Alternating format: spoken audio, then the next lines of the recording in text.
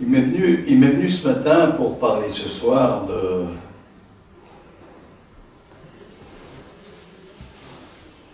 d'entendre quelque chose dans le titre que j'avais choisi.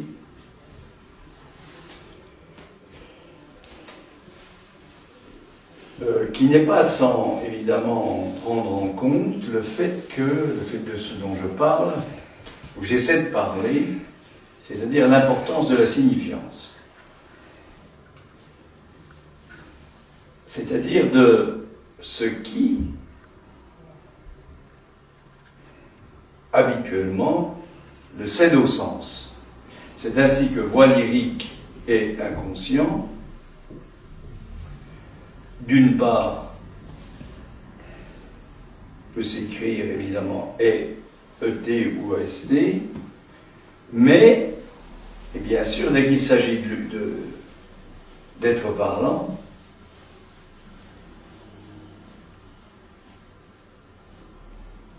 et notamment à l'opéra, dès qu'il y a une scène en quelque sorte, se pose évidemment le passage, qui n'est pas tout à fait un passage justement, qui est problématique, du est au est, et par conséquent, comme il n'y a pas de haine sans amour, du est au M. En d'autres termes, on va partir, je vous propose de partir ce soir, évidemment à nouveau de ce que j'ai déjà dit, c'est-à-dire que ce que j'essaie de dire là n'est pas un cours sur la voix, sur ce que l'on appelle la voix lyrique habituellement, c'est-à-dire celle qui chante à l'opéra, ni sur une certaine idée, voire conceptualisation de l'inconscient, pour autant que l'inconscient, justement, eh bien, il est, alors justement, il est, on l'écrit comment? Voilà, il est, écrivons-le EST, mais on ne peut pas dire ce qu'il est. Et vous voyez que là, la dimension du EST, c'est-à-dire de l'être, évidemment, pose problème. Par contre, comme Freud l'a montré, et d'autres, on peut dire ce qu'il en est dans tel ou tel cas particulier. Comment on peut dire ce qu'il en est? À partir du fait que justement, l'être parlant est porté par quelque chose qui est porté, peut-être pas est porté, mais du moins est mis en direction. Je pense pas qu'on peut dire se met en direction. Ça voudrait dire à nouveau qu'on peut maîtriser les choses.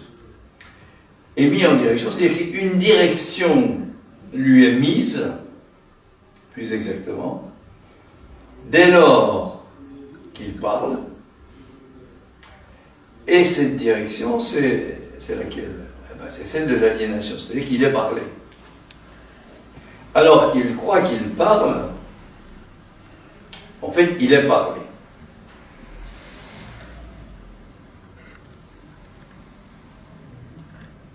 Et, comme je le disais la dernière fois, c'est-à-dire qu'il est fait. Il est un effet de quelque chose. Et qu'on est fait. Voilà, on est fait. C'est pas on fait quelque chose, c'est on est fait. Je parle bien sur le plan de la dimension intrapsychique. Hein. Il est donc fait, c'est un effet, et alors, il y a, mais c'est une supposition, hein, ce qu'on appelle un jugement d'existence, là, en philosophie, il y a quelque chose que Freud appelle das Ding, c'est-à-dire quelque chose d'insaisissable. Donc, il y a quelque chose d'insaisissable, on revient sur le mot direction, mais pas au sens de diriger, au sens d'une perspective en quelque sorte. Il y a donc quelque chose qui le met en direction,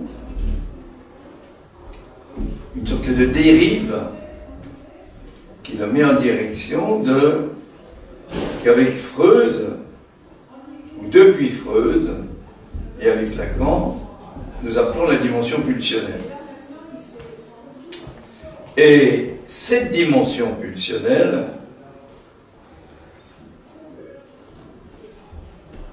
nous porte, évidemment, du fait qu'il est possible que du discours analytique advienne, cette direction pulsionnelle nous porte vers le fait que, non pas ce n'est pas ça, parce que ça c'est une dénégation, mais ça n'est pas ça. Ça va très loin. Ça va très loin si on suit ça. C'est-à-dire que cette quête de ce que l'on appelle l'objet à jamais perdu, je dis bien à jamais, c'est-à-dire qu'il ne pourra jamais être retrouvé, pour autant qu'il n'a en quelque sorte qu'été... il n'a pas d'être. Il n'a pas d'être, il n'a pas de consistance, il n'a pas... Mais du fait du langage,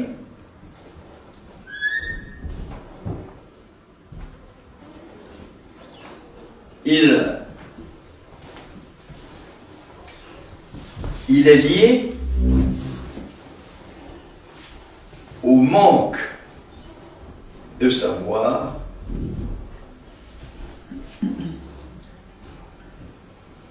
on va dire, dans le langage, dans la structure du langage, dans ce que Lacan a appelé grand A, qu'il a marqué par une barre. Bon.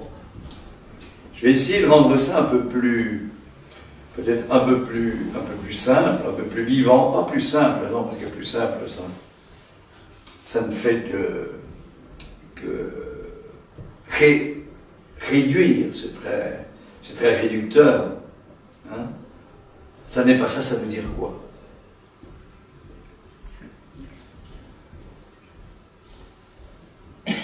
Ça veut dire que quand un sculpteur sculpte,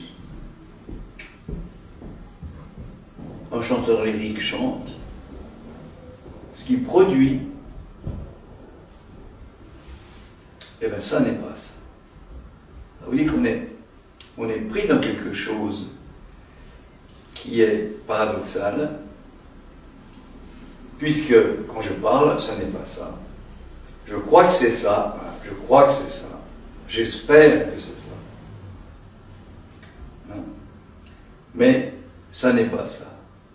Et pourtant, voilà le truc. Le truc, c'est ça. Le truc, c'est qu'il faut bien passer par là, par cette croyance, au fait que, eh bien, ça et ça, cette tautologie en quelque sorte, il fait que quand je pense quelque chose, évidemment, je le crois. Je le crois. Je crois en ce que je dis.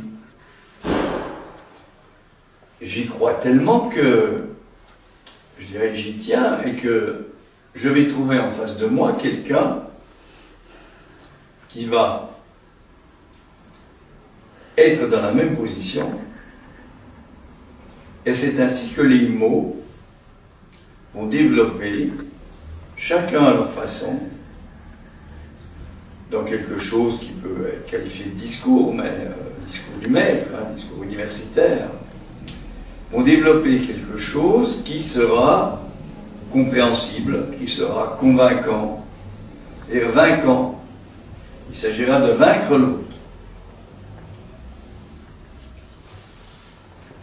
Qu'il cède quelque chose. Il faut que l'autre cède quelque chose.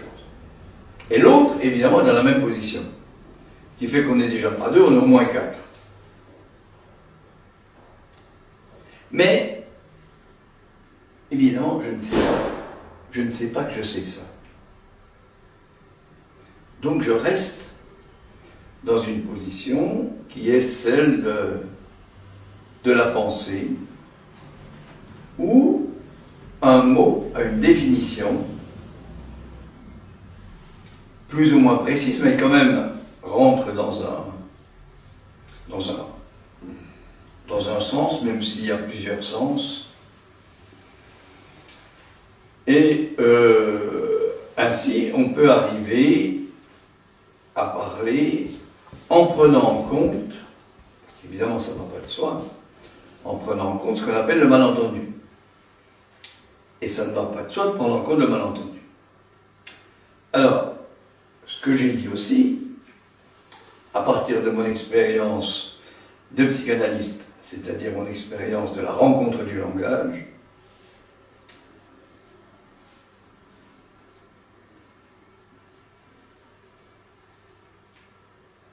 donc à partir de cette expérience de la rencontre du langage, dans cette expérience de discours qu'est la psychanalyse, où il est demandé, finalement, où il est proposé, c'est un peu une demande, il est proposé de dire ce qui vient,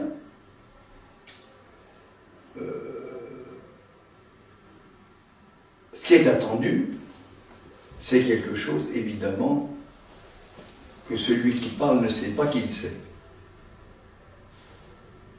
Et c'est pour autant que, soudainement, ce qu'il est en train de dire, ça, eh bien justement, n'est pas ça, qu'un courant d'air, en quelque sorte, voire qu'un ouragan peut apparaître, et que, par exemple, une porte soudainement s'ouvre, et elle s'ouvre non plus à ce moment-là au niveau du sens, puisque ce moment précis, c'est le moment où le sens le cède au son. C'est-à-dire, comme je le disais la dernière fois, que ce qui ne cesse pas de ne pas s'écrire cesse. Ce qui ne cesse pas de s'écrire, cessant, alors quelque chose de nouveau peut advenir. J'ai dit ce qui ne cesse pas de ne pas s'écrire, pour pointer là, dans cet alors-là, le fait que c'est ça l'événement. Parce que ce qui ne cesse pas de ne pas s'écrire, d'une certaine façon, est bien présent. Mais il ne cesse pas de ne pas s'écrire, c'est-à-dire qu'en plus, il ne peut pas s'écrire. D'accord, appeler ça l'impossible, c'est-à-dire le réel. Alors qu'évidemment, ce qui ne cesse pas de s'écrire, ce qui ne cesse pas, nécessaire, ne cesse pas. Le nécessaire, c'est-à-dire ce qui est, on va dire, le courant, la nécessité, il importe que ce qui ne cesse pas cesse. Mais c'est, comme je le disais la dernière fois, en m'appuyant sur les propos de Lacan, c'est que c'est quelque chose qui se joue au niveau de la langue, en fait, quand on le déploie. C'est une histoire de négation. Puisque ce qui ne cesse pas de s'écrire, cesse. Ce qui ne cesse pas de s'écrire, cesse. Et alors, quelque chose cesse de ne pas s'écrire. Le possible. Plus exactement, ce n'est pas le possible. Ce qu'on appelle la contingence, c'est un moment, un événement. Et alors, évidemment, quelque chose peut s'écrire. Bien. Ce que je disais aussi, c'est que ce qui est en jeu dans mon expérience, c'est pour ça que j'ai appelé ça la voix lyrique. Et c'est pour ça qu'on peut l'affubler de cette dimension du et, du M, comme on voudra. Hein. Eh bien, ce qu'il en est de la voix lyrique, c'est quelque chose qui pose la question d'une temporalité, et notamment, il a toujours été défini, celui qui va remettre en cause ça, c'est Wagner. Donc Wagner, c'est la deuxième partie du 19e. Bon, Wagner, c'est un peu la période, c'est même la période en Italie de Verdi. Donc, il va y avoir dans l'opéra ceci, comme dans le langage parlé d'ailleurs. C'est-à-dire que l'opéra va raconter une histoire, bien sûr, et cette histoire, c'est ce qu'on appelle le livret, c'est-à-dire le texte. Le texte à partir duquel le compositeur d'opéra va créer la musique. Et ensuite, il va y avoir la possibilité, à partir de là, à partir de cette création de la musique, qu'un interprète, vous voyez que ça fait trois choses différentes, hein, qu'un interprète, justement, alors, ça va poser des questions dans l'histoire de l'opéra, mais je vous ai déjà dit dans l'histoire de la musique en général, hein, et notamment ça a posé des questions, et ça continue toujours à en poser, hein, vis-à-vis de ceux qui ont le pouvoir et l'autorité, qu'il s'agisse de l'Église, quelle qu'elle soit, hein, ou qu'il s'agisse du représentant du pouvoir, c'est-à-dire le roi, le prince, etc. Hein? Vox Dei, Vox Regis, Vox Populi. Et on pourrait dire que l'histoire de la France, en fait, là je résume, ça a été le passage de quoi? Ça a été le passage du Vox Dei, de la voix de Dieu, à la Vox Regis, puisque le roi, hein, la voix du roi, le roi incarnait la voix de Dieu, et à un certain moment, je crois qu'on peut dater ça, évidemment on n'apprend pas ça en général comme ça, hein, avec l'apparition du jansénisme,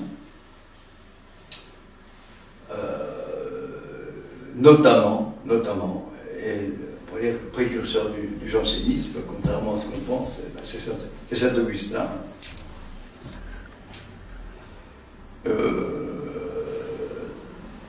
Alors le jansénisme, bien sûr, ça fait penser à Pascal, hein, au Dieu caché de Pascal, au Dieu voilé, etc. Eh bien, ce Dieu qui justement se retire d'une certaine manière, puisque d'une certaine manière, ce Dieu qui se retire par opposition à ce qui va être perpétré du côté du christianisme, hein, du catholicisme plutôt, hein, puisque dans la même période il y a le protestantisme aussi, hein, et on va pousser le jansénisme du côté du protestantisme, alors que c'est pas tout à fait ça, hein, quand même. Mais la véritable question qui est posée par le jansénisme, c'est bien sûr la question de la grâce, hein, puisque, là on va reprendre un petit peu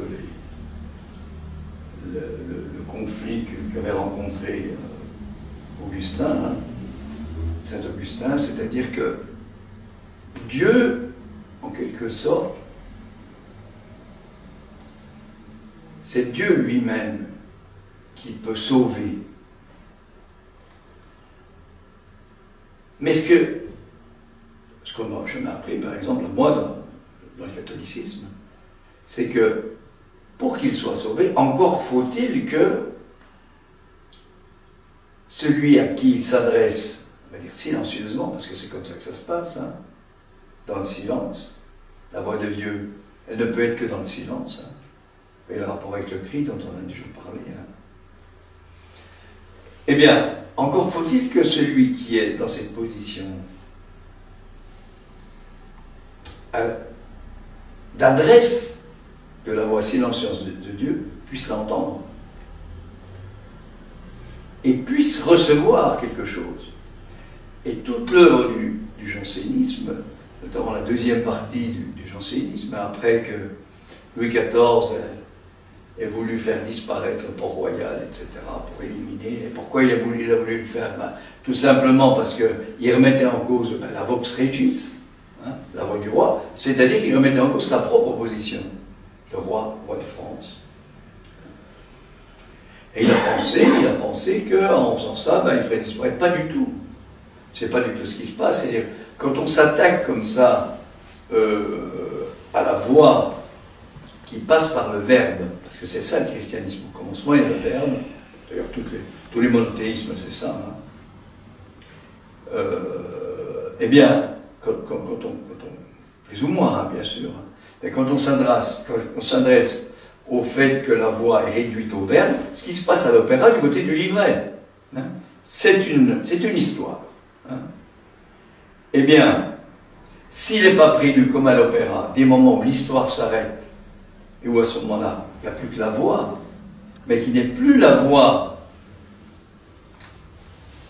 du sens, de la signification, eh bien, s'il n'y a pas ça qui est prévu, comme on ne voit pas pourquoi ça aurait pu être prévu du côté de la religion, puisque c'est ça. La religion, c'est le verbe. Le verbe s'est fait chair. Bon, en plus. Eh bien, s'il en est ainsi, on peut tout à fait comprendre que, depuis toujours, même si Saint-Augustin, Ambroise, etc., on dit que c'était possible quand même de faire un peu de mélisme, un peu comme ça de modulation avec la voix humaine, mais pas trop. Hein. Pas trop. Alors que l'arrivée sur la scène profane au début du XVIIe siècle de la musique et de la voix, hein, c'est-à-dire de cette tension entre la voix et la parole, avec notamment Ferry, mais surtout Monteverdi, hein, l'Orfeo de Monteverdi, hein, 1607, hein, cette arrivée-là va tout de suite poser des questions importantes, et, je le répète à nouveau, parce que c'est important dans l'histoire, va en quelque sorte établir une séparation entre la France et l'Italie.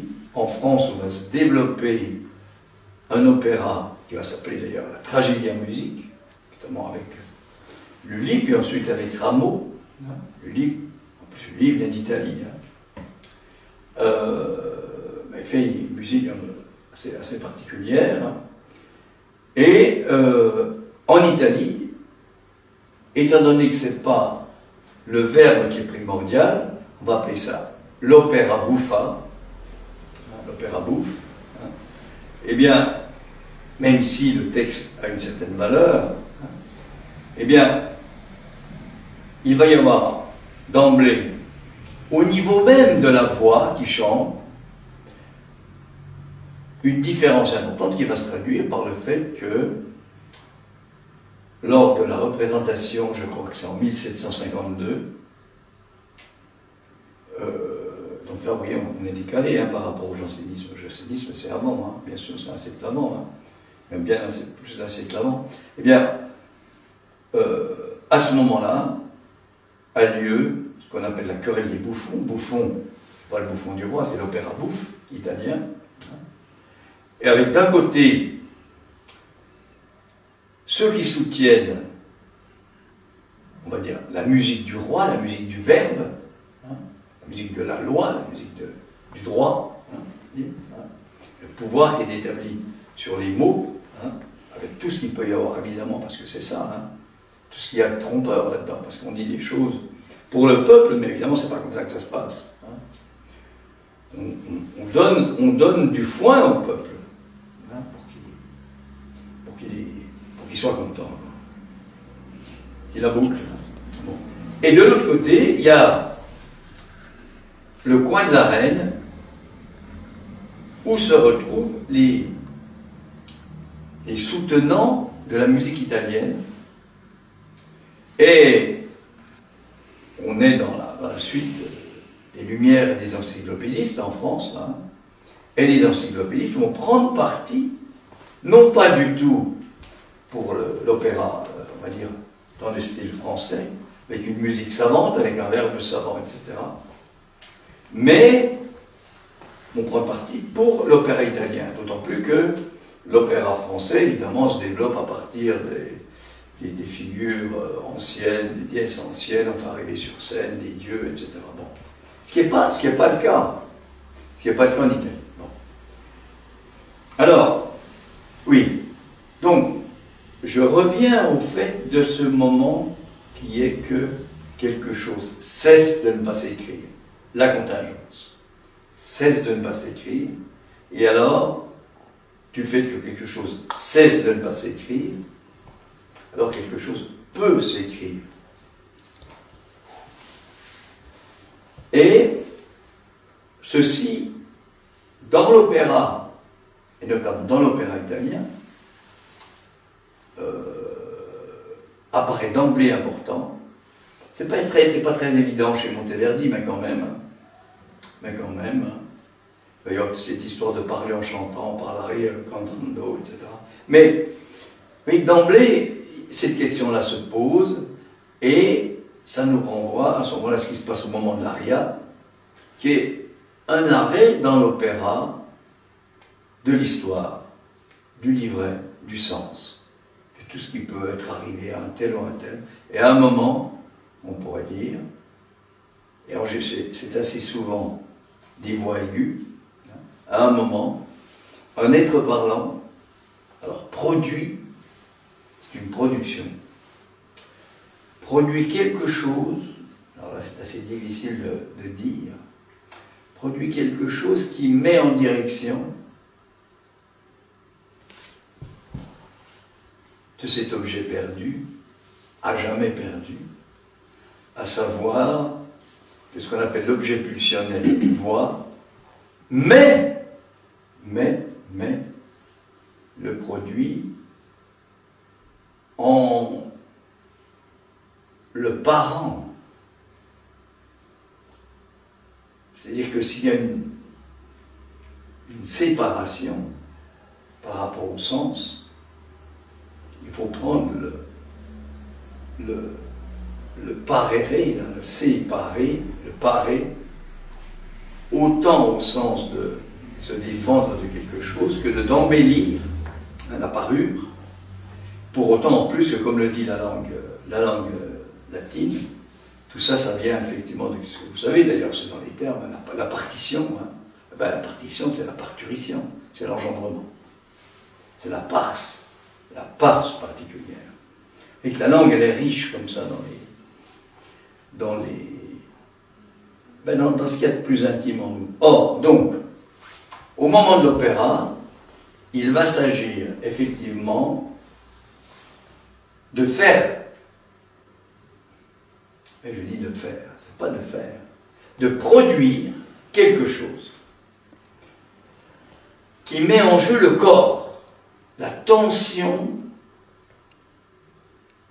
qui est présente à un moment bien précis entre le corps, c'est-à-dire ce qui produit la signifiance, et le sens, et plus on va monter dans les aigus, c'est-à-dire dès qu'on aura passé ce qu'on appelle le passage, c'est-à-dire le mi 3, là, le mi et le fa, le chanteur trouve sa voix, ou plutôt la voix qui le trouve, lui, par le biais de la musique, va faire entendre quelque chose qui arrache complètement au sens, puisque le A devient un O, avec beaucoup de brillant et de rondeur, évidemment, hein, suivant le type de voix, bien sûr. Et le R, s'il peut exister, ça devient des E, hein, c'est-à-dire que toutes les voyelles ouvertes, le A devient O, toutes les voyelles ouvertes deviennent fermées, hein, se ferment, et à ce moment-là jaillit quelque chose qui est le brillant. Et alors, à ce moment-là, bien sûr, est-ce que c'est E-M? Je crois qu'à ce moment-là, même si ce qui est apparemment pensé, parce qu'on nous dit qu'il faut penser, hein, pensez un peu à ce que vous chantez quand même, hein, le monde. Alors c'est surtout les Français qui disent ça.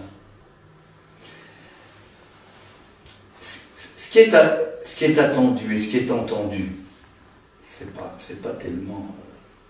enfin, il me semble, peut-être que je me trompe, c'est pas tellement de délivrer comme ça dans les aigus quelque chose de l'ordre d'un savoir textuel, hein, mais c'est de délivrer, c'est le cas de dire, de délivrer quelque chose qui habituellement est complètement emprisonné, hein, et qui est cette dimension de la signifiance, et c'est ce qui se passe évidemment, c'est ce qui peut advenir, hein, à un certain moment, chez l'être parlant, dès lors qu'il parle, il me semble, et je vais m'arrêter là-dessus, il me semble effectivement que, enfin c'est mon cheminement à moi, ça n'engage pas du tout un enseignement universitaire, hein, je ne suis pas là du tout pour faire ça, hein, mais il semble, il est possible que ce quelque chose d'insaisissable qui peut advenir chez l'être parlant, cette espèce de dérive tout d'un coup, hein. La dérive, bien sûr, ça conduit le bateau, mais ça le fait aussi river autrement. On n'est plus sur l'autoroute, là, on est sur autre chose, hein, pour prendre une comparaison qu'on connaît bien. On est sur autre chose. Il est possible qu'à ce moment-là, quelque chose traverse le sens des mots et fasse entendre, eh bien, que finalement, ce qui est notre plus grande, on va dire, intimité, c'est pas quelque chose qui peut se dire. Il n'y a même pas besoin de le cacher, puisque ça ne peut pas se dire. C'est ce moment que Lacan appelle extime, où l'intime existe. Voilà, je vais m'arrêter là-dessus pour aujourd'hui.